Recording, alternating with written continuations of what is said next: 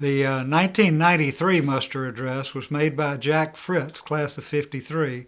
Jack was a former president of the Association of Former Students, and he has the distinction of raising the funds that built the Clayton Williams Alumni Center.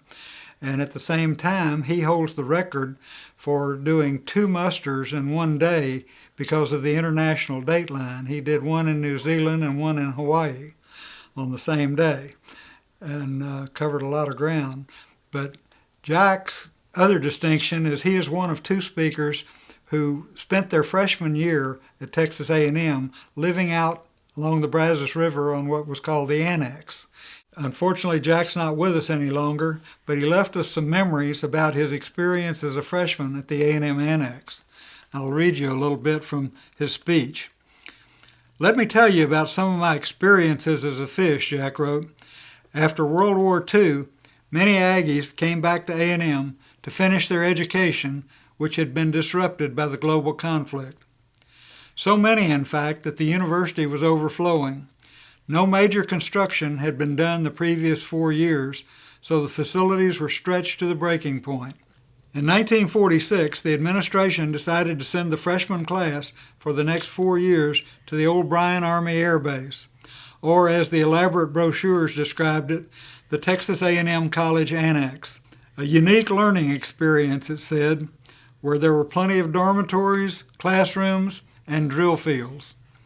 Each Aggie in classes of 50 through 53 spent 2 semesters living with 19 other men in Army barracks, sleeping in bunk beds, and with your old lady or bunkmate sharing a small table for a desk.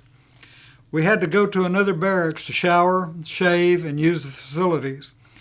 We drilled on the airstrip, dined in a real old Army mess hall, and our favorite recreation was avoiding contact with sophomores. The headquarters barracks was next to mine, and the bugle stand was at the headquarters. That bugler was drowned out nearly every morning at 6 o'clock by those who would have preferred to sleep in. And talking about wetheads, my side of the first few conversations I had with them went something like this. My first name is what? What is a whip out? I'm supposed to do a what? I'm supposed to call you mister? What do you mean I can't say I don't know? What in the world is a bull ring? You mean I have to stand for the whole game? When we wanted to go somewhere on a weekend, we got out on Highway 21 and hitchhiked. Very few fish had cars and buses were too expensive. Some may remember the Aggie lines we used for hitchhiking from one city to another. When we were ready to go somewhere, we went to a specific location in town and took our place in line, waited to work our way up to the front. We dared not go upstream or cut in front of the line, but we were welcome to go downstream if we wished.